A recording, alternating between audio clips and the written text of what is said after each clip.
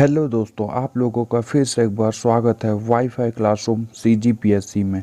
आज हम विकास परक एनालिसिस करके देखेंगे। जो भी इम्पोर्टेंट चीज़ें हैं उन चीज़ों को हम ला रहे हैं और इसको 2-3 भाग में लाया जाएगा। ये पहला भाग है अप्रैल 2021 का, ताकि वीडियो लंबा ना हो और पार्ट पार्ट में अलग अलग पार्टों में हर चीज़ को आसानी से समझा जा सके। तो आज हम देखते हैं इसका जो फर्स्ट टॉपिक दिया गया है फर्स्ट पेज पे विकास परक का। तो उसमें बताया गया है जो रोड सेफ्टी वर्ल्ड सीरीज हुआ है रायपुर में, उसके बारे में यहाँ बताया गया है। फ़ोटो पे भी आप देख सकते हैं कि यहाँ पे सचिन तेंदुलकर और छत्तीसगढ़ के जो मुख्यमंत्री हैं भूपेश बघेल, उनका यहाँ पे फ़ोटो सील देते समय का लिया गया है। वहीं यहाँ पे बताया गया है कि जो इंडिया लीजेंड ने जीती ट्रॉफी, श्रीलंका को हराया 14 रनों से। ध्यान दीजिएगा, संबंधित जो पुरस्कार में यहाँ बताया गया है, तो यह बताया गया कि जो प्लेयर ऑफ द मैच का देखेंगे तो यूसुफ पठान इंडिया लीजेंड के, जिन्हें प्लेयर ऑफ द मैच का अवार्ड दिया गया है। ये 62 रन का योगदान दिए थे। और उसके बाद बताया गया है कि प्लेयर ऑफ द सीरीज, इसको तिलक रत्ने दिलशान जो हैं श्रीलंका के, उनको दिया गया है। सर्वाधिक रन का भी जो है वो भी तिलक जो रत्ने दिलशान है उन्हीं को दिया गया है। और सर्वाधिक विकेट का भी साथ में उन्हीं को दिया गया है, तिलक रत्ने दिलशान को। ध्यान दीजिएगा, श्रीलंका लीजेंड के खिलाड़ी हैं वो। और यहाँ पे बताया गया है कि जो सचिन तेंदुलकर की अगुवाई में इंडिया लीजेंड ने पहला रोड सेफ्टी वर्ल्ड सीरीज टी20 टूर्नामेंट अपने नाम कर लिया। इंडिया की जीत के हीरो यूसुफ पठान रहे, जिन्होंने अर्धशतक लगाया और 2 विकेट भी लिए। ध्यान दीजिएगा। और जो फाइनल मुकाबला था वो रविवार 21 मार्च को रायपुर के शहीद वीर नारायण सिंह इंटरनेशनल स्टेडियम में खेला गया। ध्यान दीजिएगा। उसी तरीके से जब हम आगे देखते हैं तो यहाँ बताया गया है कि इंडिया लीजेंड ने 20 ओवर में 4 विकेट पर 181 रन बनाए। उसके लिए यूसुफ पठान ने 62 और युवराज सिंह ने 60 रनों की योगदान दी थी। इसी के साथ बताया गया है कि मैच में जो श्रीलंका लीजेंड को इंडिया लीजेंड ने 14 रनों से हरा दिया। और इसको हम लोग आगे फिर विस्तार से एक बार देखेंगे, लेकिन ये सब चीज़ें इम्पॉर्टेंट है। आप लोग ध्यान दीजिएगा कि प्लेयर ऑफ द मैच तो Yusuf Pathan, player of the series तो तिलक रत्ने दिलशान, सर्वाधिक रन तो तिलक रत्ने दिलशान, और सर्वाधिक विकेट भी तिलक रत्ने दिलशान को ही मिला है। उसी तरीके से यहाँ बताया गया है कि जो 67वें राष्ट्रीय फिल्म पुरस्कार की घोषणा की गई है। तो ये घोषणा कौन करता है? तो केंद्रीय सूचना एवं प्रसारण मंत्री प्रकाश जो जावड़ेकर ने यह पुरस्कार वर्ष 2019 के फिल्मों के लिए किया है। ध्यान दीजिएगा, क्योंकि कोरोना महामारी के कारण ये सब चीज़ों का हो नहीं पाया था, इसके कारण अभी 2019 की फिल्मों के लिए किया जा रहा है। तो ये कौन करता है? तो केंद्रीय सूचना एवं प्रसारण मंत्री जो है जो प्रकाश जावड़ेकर जी हैं, उन्होंने इसकी घोषणा की है। उसी तरीके से इसमें बताया गया है कि जो सर्वश्रेष्ठ फीचर फिल्म है वो कौन सी है? तो यहाँ पे बताया गया Marakkar, Lion of the Arabian Sea. उसी तरीके से सर्वश्रेष्ठ अभिनेता साझा में तो देखेंगे तो भोसले हिंदी के लिए मनोज बाजपेयी को, और असुरन तमिल के लिए धनुष को। उसी तरीके से सर्वश्रेष्ठ अभिनेत्री तो पंगा और मणिकर्णिका के लिए कंगना रनावत को दिया गया है। ध्यान दीजिएगा। उसी तरीके से सर्वश्रेष्ठ निर्देशक का जो है वो किसको दिया गया है? 72 हूरों के लिए संजय पूरन सिंह चौहान को। सर्वश्रेष्ठ संगीत निर्देशक तो विश्व सम तमिल के लिए दिया गया है डी मान को। उसी तरीके से सर्वश्रेष्ठ चिल्ड्रन फिल्म है जो है वो कस्तूरी हिंदी में उसे दिया गया है। सामाजिक मुद्दों पर सर्वश्रेष्ठ फिल्म तो यहाँ आनंदी गोपाल को मराठी के लिए। सर्वश्रेष्ठ एकता पर राष्ट्रीय एकता पर सर्वश्रेष्ठ फिल्म का जो पुरस्कार मिला है वो ताजमहल मराठी को मिला है। सर्वश्रेष्ठ महिला पार्श्व गायिका जो है वो किसको मिला है तो बारदो मराठी के लिए सावनी रविंद्रन को। उसी तरीके से सर्वश्रेष्ठ पुरुष जो पार्श्व गायक हैं वो जो केसरी के लिए बी प्रैक हिंदी में। उसी तरीके से सर्वश्रेष्ठ हिंदी फिल्म तो सर छिछोरे को मिला है। ये चीज़ों को आप ध्यान दीजिएगा।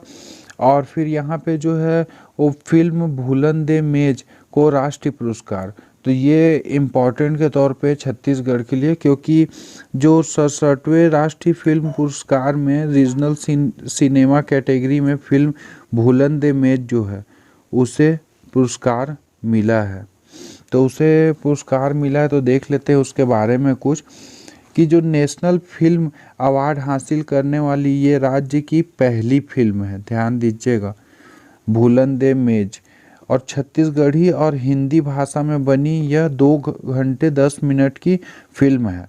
और यह जो संजय बख्शी के उपन्यास भूलन कांदा पर आधारित है। ध्यान दीजिएगा, ये इम्पोर्टेंट हो सकते हैं यहाँ पे कि जो संजीव बख्शी के उपन्यास भूलन कांदा पे आधारित है और इसका नाम रखा गया है भूलन द मेज।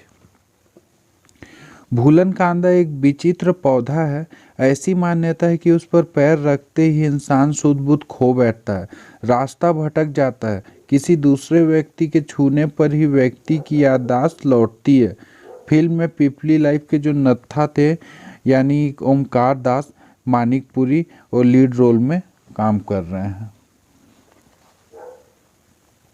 और भी इस फिल्म को, जैसे फिल्म को कोलकाता नेज फिल्म फेस्टिवल में अवार्ड मिला, इंडी फिल्म फेस्टिवल लाजोला कैलिफोर्निया में अवार्ड मिला, इसी टाइप से इटली में भी अवार्ड मिल चुके हैं इस फिल्म को, तो आप ध्यान दीजिएगा।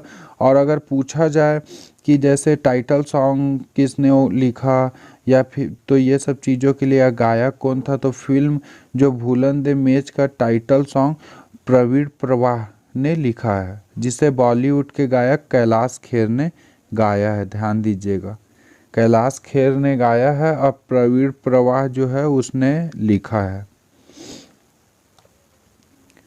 तो इसी तरीके से आगे चलते हैं। तो विकास परक में यहाँ व्यक्तित्व के बारे में बताया गया है, तो हम लोग कुछ इम्पोर्टेंट जो व्यक्तित्व हैं उनको देख लेते हैं यहाँ पे। तो यहाँ बताया गया है रामदत्त चक्रधर, तो छत्तीसगढ़ के दुर्ग जिला के पाटन तहसील के छोटे से गांव सोनपुर, ध्यान दीजिएगा, पाटन तहसील जो है वहीं का गांव है सोनपुर के रहने वाले रामदास चक्रधर को राष्ट्रीय स्वयंसेवक संघ के सरकारवाह का दायित्व दिया गया है। उन्हें संघ के प्रथम 7 अधिकारियों में स्थान दिया गया है। एक छोटे से किसान परिवार में जन्मे रामदत्त ने अपनी प्रारंभिक शिक्षा गांव में ही प्राप्त की। उन्होंने गणित विषय में स्वर्ण पदक के साथ स्नातकोत्तर किया। राष्ट्रीय स्वयंसेवक संघ के प्रचारक बने। उन्होंने रायपुर महानगर में प्रचारक के रूप में कार्य किया, फिर दुर्ग विभाग संभाग के प्रचारक बने, ऐसा बताया गया है। तो आप लोग ध्यान दीजिएगा कि इन्हें सरकार्यवाह का दायित्व दिया गया है, किसमें, तो राष्ट्रीय जो स्वयंसेवक संघ है उसमें। उसी तरीके से यहाँ हम देखते हैं अमर जो पारवानी है, अमर पारवानी ये छत्तीसगढ़ चैम्बर ऑफ कॉमर्स के चुनाव में जय व्यापार पैनल ने जीत हासिल की है। ये जय व्यापार पैनल के जो अमर पारवानी चैम्बर के प्रदेश अध्यक्ष बने हैं। इन्होंने व्यापारी एकता पैनल के योगेश अग्रवाल को परास्त किया है। ध्यान दीजिएगा। कि जो छत्तीसगढ़ चैम्बर ऑफ कॉमर्स है उसका चुनाव कौन जीता है, तो जय व्यापार पैनल, और जय व्यापार पैनल से जो अमर पारवानी है उन्हें इसका अध्यक्ष बनाया गया है। और पारवानी ने कहा है कि छत्तीसगढ़ चैम्बर में पिछले 3 साल झगड़े होते रहे और व्यापारी जीएसटी समेत कई बातों से परेशान रहा। हम व्यापारियों के बीच गए, उनकी परेशानी दूर करने की कोशिश की, इसलिए उन्होंने हमारा साथ दिया। हमारे पैनल के 80% से ज़्यादा उम्मीदवार पहली बार लड़े और एक तरफा जीते हैं, ऐसा उनका कहना है। उसी तरीके से हम आगे देखते हैं भ्रमर जैन। तो ये भ्रमर जैन जो हैं वो छत्तीसगढ़ की राजधानी रायपुर के निवासी भ्रमर जैन ने सीए फाइनल ईयर एग्ज़ाम में ऑल इंडिया रैंकिंग में पहला स्थान प्राप्त किया है। ध्यान दीजिएगा, सीए का फाइनल ईयर एग्ज़ाम में ऑल इंडिया रैंकिंग में पहला स्थान प्राप्त किया है।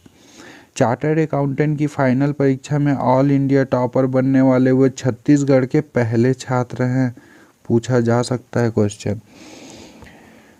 और बताया गया है कि उनके परिवार में कई चार्टर्ड अकाउंटेंट हैं जिसका उन्हें काफ़ी फ़ायदा भी मिला, लेकिन इससे पहले आईपीसीसी की परीक्षा में भी वे देश में अपना नाम रोशन कर चुके हैं।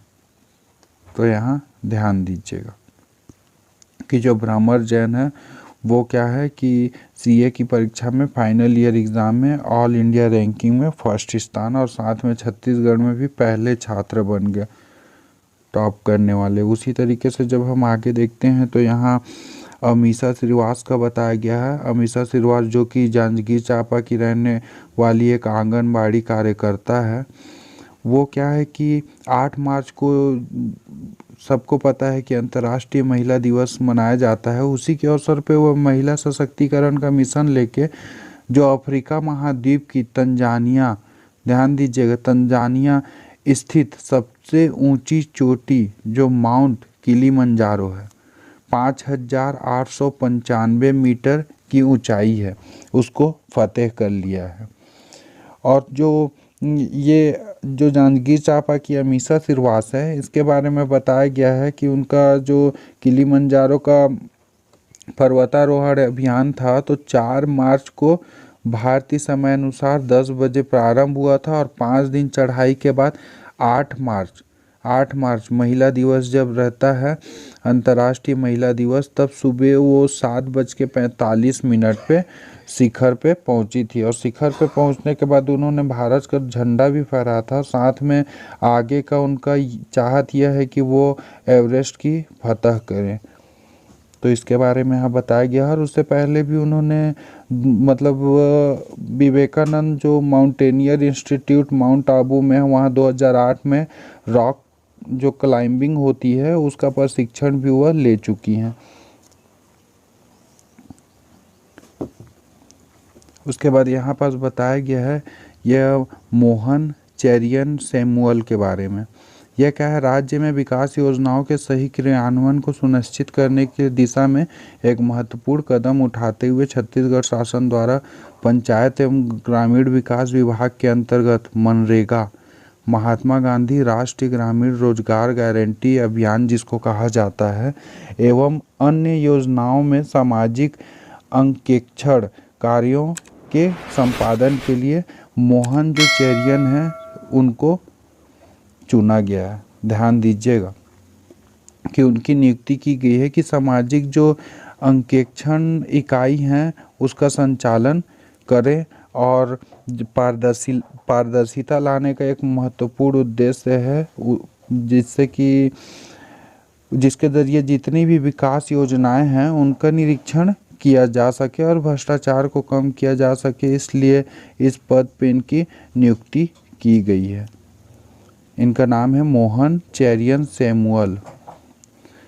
उसी तरीके से अगर हम एक अंतर्राष्ट्रीय लेवल पे देखेंगे तो यहाँ पास बंग बंधु शेख जो मुजीबुर रहमान हैं, उनको संस्कृति मंत्रालय ने कहा है कि भारत सरकार ने बंग बंधु जो शेख मुजीबुर रहमान को वर्ष 2020 के लिए गांधी शांति पुरस्कार से सम्मानित किया गया। वर्ष 2019 के लिए शांति पुरस्कार ओमान के दिगंबरत सुल्तान कुबूस बिन सैद अल सैद को प्रदान किया गया है। ध्यान दीजिएगा, ये ओमान के सुल्तान थे जिन्हें 2019 में प्रदान किया गया था। और इनके बारे में कुछ जान लेते हैं। तो ये जो 26 मार्च 2021 को भारत के प्रधानमंत्री नरेंद्र मोदी की ढाका यात्रा, ध्यान दीजिएगा, बांग्लादेश ढाका यात्रा से ठीक पहले यह शांति पुरस्कार प्रदान किया गया है। वह स्वतंत्रता की स्वर्ण जयंती और बंगबंधु शेख मुजीबुर रहमान की जनशती समारोह में शामिल होंगे।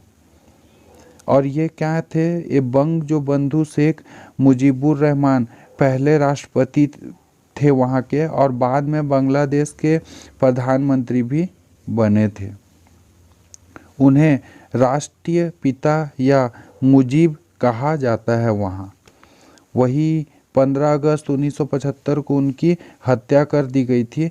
और गांधी शांति पुरस्कार 2019 के विजेता जो सुल्तान कुबूस आधुनिक अरब दुनिया के सबसे लंबे समय तक शासन करने वाले नेता थे, इसलिए उनको दिया गया था। जनवरी 2020 में उनका निधन हो चुका है, जो ओमान के सुल्तान थे।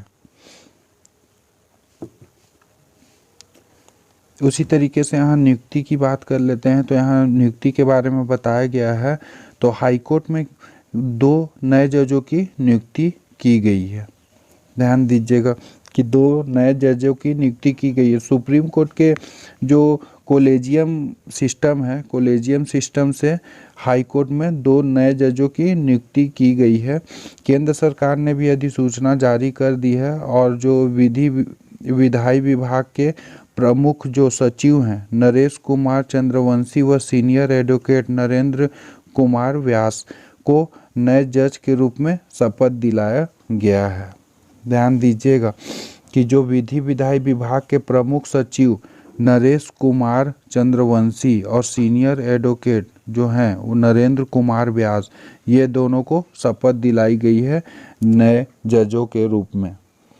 4 फरवरी को सुप्रीम कोर्ट के कोलेजियम ने हाई कोर्ट के 2 नए जजों की नियुक्ति के लिए केंद्र सरकार को अनुमोदन किया था। प्रक्रिया के तहत उन्हें 2 साल की परीक्षा अवधि के लिए नियुक्ति दी गई है। ध्यान दीजिएगा, 2 साल की परीक्षा अवधि में नियुक्ति दी गई है।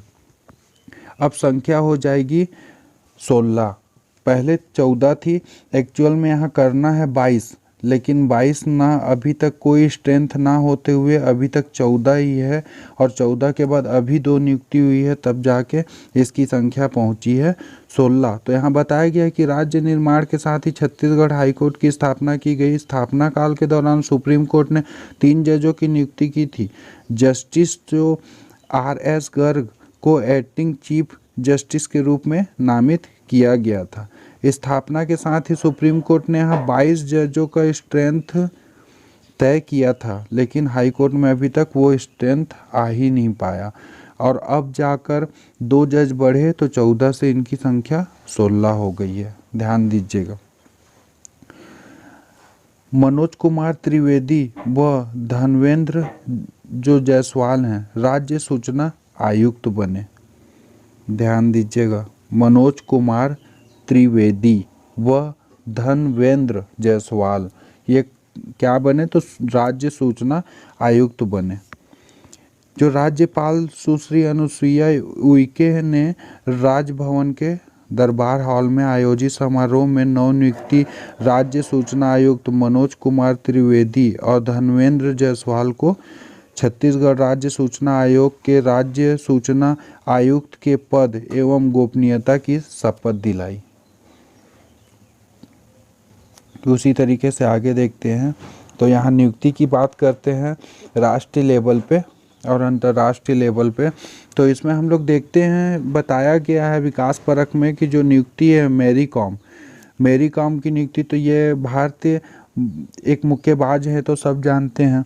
तो 3 मार्च 2021 को इंटरनेशनल बॉक्सिंग एसोसिएशन की चैंपियन और जो वेटर्न्स होते हैं उस समिति के अध्यक्ष नियुक्त किया गया। ध्यान दीजिएगा कि जो बॉक्सिंग एसोसिएशन है, इंटरनेशनल बॉक्सिंग एसोसिएशन, उसका चैंपियन एंड वेटर्न्स जो समिति होती है उसके अध्यक्ष के रूप में इन्हें नियुक्ति दी गई है मेरी कॉम को। और यह वो एक तरीके से बोला जाए तो पहले से वर्तमान में ये उसकी सदस्य भी हैं, संसद की सदस्य भी हैं, और एकमात्र महिला मुक्केबाज हैं जो 6 बार रिकॉर्ड के लिए, ध्यान दीजिएगा, चैंपियन बन चुकी हैं। विश्व रिकॉर्ड बनाया है उन्होंने, और पहले 7 बार विश्व चैंपियन पदक भी जीत चुकी हैं। उसी तरीके से यहाँ अजय माथुर जी के बारे में बताया गया है कि जो अजय माथुर जी, उन्हें राष्ट्रीय सौर गठबंधन, जिसे शॉर्ट में ISA बोला जाता है, इंटरनेशनल सोलर एलियंस ISA के अगले महानिर्देशक के रूप में नियुक्त किया गया है। महानिर्देशक का जो कार्यकाल होगा वो 4 साल का होगा। ध्यान दीजिएगा, 4 साल का या इनका कार्यकाल होगा, और इन्हें ISA का महानिर्देशक के रूप में नियुक्त किया गया है। अजय माथुर जो हैं इससे पहले नई दिल्ली स्थित the energy and research institute के प्रमुख भी रह चुके हैं। और इनके बारे में मतलब जो ISA है, ISA के बारे में थोड़ी जानकारी यहाँ दी गई है कि जो अंतर्राष्ट्रीय सौर गठबंधन एक ऐसा गठबंधन है जिसका शुरुआत भारत ने वर्ष 2005 में किया था। इस गठबंधन का प्रस्ताव PM मोदी ने दिया था। इस गठबंधन का जो उद्घाटन वर्ष 2016 में फ्रांसीसी राष्ट्रपति जो फ्रांसवा ओलांद और PM नरेंद्र मोदी द्वारा किया गया था। वर्तमान में इसके अंतर्गत जो है वो देशों की संख्या, जो सदस्य देशों की संख्या बोलेंगे तो वो 121 देश इससे जुड़े हुए हैं ISA से। और इसका जो मुख्यालय की बात करेंगे तो इसका मुख्यालय कहाँ है, तो हरियाणा के गुरुग्राम में। ध्यान दीजिएगा कि हरियाणा के गुरुग्राम में इसका मुख्यालय बनाया गया है, और 121 जो सदस्य देश इसमें जुड़े हुए हैं। उसी तरीके से नियुक्ति की बात करते हैं, इसमें जो दिया गया विकास परक में, तो डॉक्टर हर्षवर्धन, जो केंद्रीय स्वास्थ्य मंत्री डॉक्टर हर्षवर्धन है, 18 मार्च 2021 को स्टॉप टीबी पार्टनरशिप बोर्ड, ध्यान दीजिएगा इम्पॉर्टेंट चीज़ है, स्टॉप टीबी पार्टनरशिप बोर्ड के अध्यक्ष के रूप में नियुक्ति की गई है। यह नियुक्ति भारत सरकार द्वारा 6 रोग टीबी के उन्मूलन की दिशा में उनके उत्कृष्ट योगदान को मान्यता देने के लिए की गई है। वह जुलाई 2021 से 3 साल के कार्यकाल के लिए वैश्विक निकाय में अपनी सेवाएं देंगे। तो अब देख लेते हैं कि जो स्टॉप टीबी पार्टनरशिप बोर्ड है, तो स्टॉप टीबी पार्टनरशिप है क्या। यह एक अंतर्राष्ट्रीय संस्था है, ध्यान दीजिएगा, अंतर्राष्ट्रीय संस्था है जो राष्ट्रों को टीबी से लड़ने के लिए सरीखत करने का कार्य करता है। यह एक टीबी मुक्त दुनिया के विजन के साथ काम करता है। इसीलिए इसका नाम रखा गया है स्टॉप टीबी पार्टनरशिप बोर्ड है। उसके अध्यक्ष के रूप में इन्हें नियुक्त किया गया है। सम्मान और पुरस्कार की बात हो रही है यहाँ, तो छत्तीसगढ़ मनरेगा में रोजगार देने में देश पहले स्थान पर है, ऐसा विकास परक में बताया गया है। तो लक्ष्य के विरुद्ध अब तक 107% से अधिक काम हो चुका है। ध्यान दीजिएगा, इसमें बताया गया कि छत्तीसगढ़ जो मनरेगा है, महात्मा गांधी राष्ट्रीय ग्रामीण रोजगार गारंटी अधिनियम के अंतर्गत लक्ष्य के विरुद्ध रोजगार देने में देश में पहले स्थान पर है। चालू वित्तीय वर्ष 2020-21 में भारत सरकार द्वारा स्वीकृत 15 करोड़ मानव दिवस जो है, मानव दिवस रोजगार सृजन के लक्ष्य के विरुद्ध अब तक 16 करोड़ 6,84,000 मानव दिवस रोजगार का सृजन किया जा चुका है। मतलब 15 करोड़ का स्वीकृत किया गया था, लेकिन उससे भी ज़्यादा 16 करोड़ 6 लाख, ध्यान दीजिएगा, 16 करोड़ 6,84,000 मानव दिवस रोजगार का सृजन किया जा चुका है। मनरेगा के क्रियान्वयन में 107% से अधिक कार्य पूर्णतः छत्तीसगढ़ देश में शीर्ष पर है। ध्यान दीजिएगा कि 107% के साथ ये क्या है, शीर्ष पे है। उसके बाद सेकेंड नंबर पे आता है पश्चिम बंगाल 105%, फिर आता है असम का और बिहार का 104% पे है, फिर आता है उड़ीसा 103% पे है। तो इसमें बताया गया है कि कार्य पूर्णता के साथ क्रमशः दूसरे, तीसरे और चौथे, पाँचवें स्थान पर है ये पश्चिम बंगाल, असम, बिहार, उड़ीसा। उसी तरीके वर्ष 2006-07 में मनरेगा की शुरुआत के बाद से इस साल प्रदेश में सर्वाधिक मानव दिवस रोजगार दिया गया। वर्ष 2015-16 से 19-20 तक पिछले 5 वर्षों में क्रमशः 10 करोड़ 14 लाख, 8 करोड़ 86 लाख, 11 करोड़ 99 लाख, 13 करोड़ 86 लाख, 13 करोड़ 62 लाख मानव दिवस रोजगार जरूरतमंदों को मुहैया कराया गया है। चालू वित्तीय वर्ष में अप्रैल 2020 से फरवरी 2021 तक 2617 करोड़ 88 लाख रुपए की मजदूरी भुगतान मनरेगा श्रमिकों को की जा चुकी है। ध्यान दीजिएगा, 2617 करोड़ 88 लाख रुपए का मजदूरी भुगतान मनरेगा श्रमिकों को किया गया है।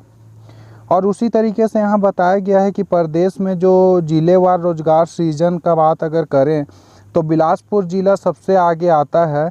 यह लक्ष्य के विरुद्ध 131% मानव दिवस, ध्यान दीजिएगा 131% मानव दिवस के साथ ये पहले नंबर पे आता है। फिर दूसरे नंबर पे गोरैया, पेंड्रा, मरवाही जो अभी नया जिला बना हुआ है, यहाँ 125%। उसी तरीके से कांकेर आता है 119%। तो ये टॉप के 3 हो गए। उसके बाद यहाँ दिए गए हैं तो हम इसमें फिर न्यूनतम का देखते हैं। तो न्यूनतम किसका है, तो नारायणपुर का है 95%, सूरजपुर का है 96%, और जो राजनांदगांव और बस्तर का जब देखेंगे तो यहाँ 98% के साथ नीचे से तीसरे नंबर पे ये आते हैं। उसी तरीके से सबका डाटा दिया गया है। आप पढ़ना चाहें तो एक बार पढ़ सकते हैं, या तो आप स्क्रीनशॉट लेकर रख लीजिए इन चीज़ों को। और यहाँ बताया गया कि औसत 52 दिनों का मिला काम। तो छत्तीसगढ़ में जो मनरेगा है, महात्मा गांधी राष्ट्रीय ग्रामीण रोजगार गारंटी अधिनियम के अंतर्गत इस साल काम पाने वाले 29,81,000 परिवारों को प्रति परिवार औसतन 52 दिनों का रोजगार उपलब्ध कराया गया है। ध्यान दीजिएगा, इस मामले में जो राष्ट्रीय औसत है वो 48 दिनों का है, और छत्तीसगढ़ का अगर औसतन देखें तो 52 दिनों का काम मिला हुआ है। और छत्तीसगढ़ मनरेगा कार्यों में इस वर्ष भागीदारी करने वाले परिवारों को प्रति परिवार औसत रोजगार देने में ज़्यादा आबादी वाले कई बड़े राज्य उत्तर प्रदेश 40 दिन का, तेलंगाना का बात करें तो 48 दिन का, तमिलनाडु 46 दिन का, आंध्र प्रदेश 50, बिहार 42, गुजरात 41, झारखंड 44, कर्नाटक 46 और महाराष्ट्र 38 दिन से आगे हैं। ध्यान दीजिएगा। उसी तरीके से यहाँ बताया गया कि चालू वित्तीय वर्ष 2020-21 में प्रदेश में 4,16,956 परिवारों को 100 दिनों से अधिक का काम मुहैया कराया गया है। 4,16,956 परिवारों को 100 दिनों से अधिक का काम मुहैया कराया गया है। इस मामले में छत्तीसगढ़ पूरे देश में 5वें स्थान पर आता है। ध्यान दीजिएगा, 5वें स्थान पर आता है। इसमें केवल राजस्थान, पश्चिम बंगाल, उत्तर प्रदेश और आंध्र प्रदेश ही छत्तीसगढ़ से आगे हैं। मतलब पहले नंबर पे राजस्थान, दूसरे नंबर पे पश्चिम बंगाल, तीसरे नंबर पे उत्तर प्रदेश और चौथे नंबर पे आंध्र प्रदेश आता है, और उसके बाद आता है छत्तीसगढ़ का नंबर। तो देश भर में 100 दिनों का रोजगार प्राप्त परिवारों में अकेले छत्तीसगढ़ की भागीदारी 8% से अधिक यहाँ बताई गई है। ध्यान दीजिएगा। उसी तरीके से यहाँ देखते हैं तो जो शिक्षा के क्षेत्र में टॉप 2 आकांक्षी जिलों में बनाया स्थान।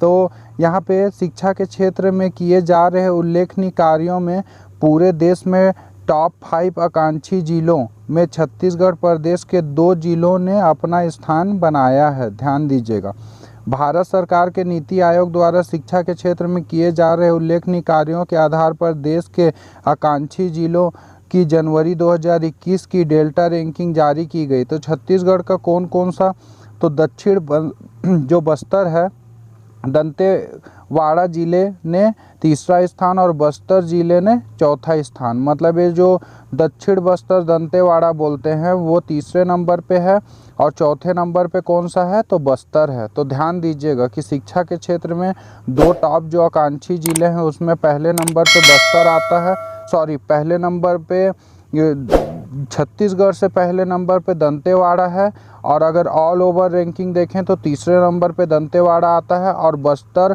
चौथे नंबर पे आता है। ध्यान दीजिएगा। उसी तरीके से जो म्यूनिसिपल परफॉर्मेंस इंडेक्स छत्तीसगढ़ के 2 शहर का उत्कृष्ट प्रदर्शन, देश के टॉप 10 शहरों में बनाई जगह। मतलब 2 शहर छत्तीसगढ़ के हैं टॉप 10 शहरों में म्यूनिसिपल परफॉर्मेंस इंडेक्स में।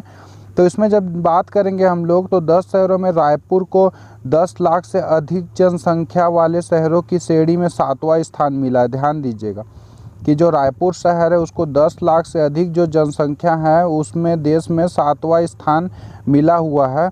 एवं जो बिलासपुर शहर है, बिलासपुर शहर को 10 लाख से कम जनसंख्या वालों की श्रेणी में 7वां स्थान प्राप्त हुआ है। मतलब आप बोल सकते हैं कि जो म्युनिसिपल कॉरपोरेशन वाला है उस पे रायपुर को 10 लाख से ज़्यादा आबादी वाले और बिलासपुर को 10 लाख से कम आबादी वाले में दोनों को सेम रैंकिंग है, 7वां रैंकिंग। लेकिन फ़र्क कहाँ है, 10 लाख से ऊपर रायपुर और ये 10 लाख से नीचे जनसंख्या बिलासपुर का। तो इसमें बताया गया है कि दोनों शहरों को जो शहरी निकाय द्वारा नागरिकों को मूलभूत नागरिक सुविधाएं उपलब्ध कराने में उत्कृष्ट प्रदर्शन करने के कारण देश में 7वां रैंक प्राप्त हुआ है। भारत सरकार, ध्यान दीजिएगा, 7वां रैंक भारत सरकार आवासन और सहकारी कार्य मंत्रालय द्वारा देश के शहरों के मध्य आयोजित म्युनिसिपल परफॉर्मेंस इंडेक्स प्रतियोगिता के परिणाम घोषित किए गए। परिणामों की घोषणा केंद्र द्वारा किया गया था, जो केंद्रीय आवासन और जो शहरी कार्य मंत्री हरदीप सिंह पुरी द्वारा नई दिल्ली में की गई थी। उसी तरीके से जब हम यहाँ देखेंगे तो बाल विकास सेवाओं की रियल टाइम मॉनिटरिंग के लिए क्या मिला है, स्कॉच अवार्ड मिला है रियल टाइम मॉनिटरिंग के लिए। तो बाल विकास सेवाओं की ध्यान दीजिएगा, छत्तीसगढ़ के सुदूर जो वनांचल हैं क्षेत्र में बाल विकास सेवाओं की रियल टाइम मॉनिटरिंग के लिए महिला एवं बाल विकास विभाग की गिदम परियोजना को, ध्यान दीजिएगा कि जो महिला एवं बाल विकास विभाग की गिदम परियोजना को स्कॉच अवार्ड की हेल्थ श्रेणी में सिल्वर पुरस्कार प्राप्त हुआ है। किस श्रेणी में, तो हेल्थ श्रेणी में। ध्यान दीजिएगा, यहाँ पे बताया गया है कि जो हेल्थ श्रेणी है उस पे इसको मिला हुआ है। और उल्लेखनीय कि गिदम परियोजना की सभी कार्यकर्ता एंड्रॉयड मोबाइल का उपयोग कर इन कार्यकर्ताओं द्वारा आंगनबाड़ी की सेवाओं की रियल टाइम फ़ोटो भेजी जा रही है। उनके द्वारा भेजी गई जो फ़ोटो है के साथ जो समय और तिथि और स्थान होता है जिससे उनकी सेवाओं का सत्यापन प्रतिदिन हो रहा है। उसी तरीके से यहाँ देखेंगे कि गोधन न्याय योजना को मिला स्कॉच गोल्ड अवार्ड। तो छत्तीसगढ़ सरकार की महत्वाकांक्षी योजना गोधन न्याय योजना को पर्यावरण संरक्षण एवं सतत विकास में उत्कृष्ट योगदान के लिए स्कॉच गोल्ड अवार्ड से सम्मानित किया गया है। ध्यान दीजिएगा, यहाँ पे बताया गया है कि जो स्कॉच गोल्ड अवार्ड है वो किसको मिला है, तो गोधन न्याय योजना को दिया गया है स्कॉच गोल्ड अवार्ड। तो 20 मार्च को नई दिल्ली में यह अवार्ड प्रदान किया गया। उसी तरीके से हम आगे देखते हैं, सभा में कृषि मामलों की स्थायी समिति ने गोधन न्याय योजना को सराहा।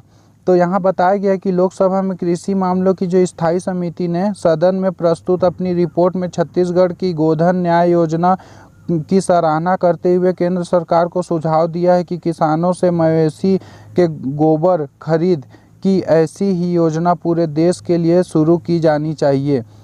पर्वता गौड़ा, चंदन गौड़ा, गद्दी गौडर की अध्यक्षता वाले लोकसभा की कृषि मामले की स्थायी जो समिति ने केंद्र सरकार को दिए अपने सुझाव में कहा है कि किसानों को उनके मवेशियों के गोबर खरीदने से उनकी आय में बढ़ोतरी होने के साथ साथ उन्हें रोजगार के नए अवसर बढ़ेंगे, जैविक खेती को प्रोत्साहन मिलेगा, साथ ही साथ आवारा जो मवेशियों की समस्या है उसका समाधान किया जाएगा। तो ध्यान दीजिएगा कि लोकसभा के कृषि मामलों की स्थायी जो समिति है उसने गोधन न्याय योजना को सराहना की है।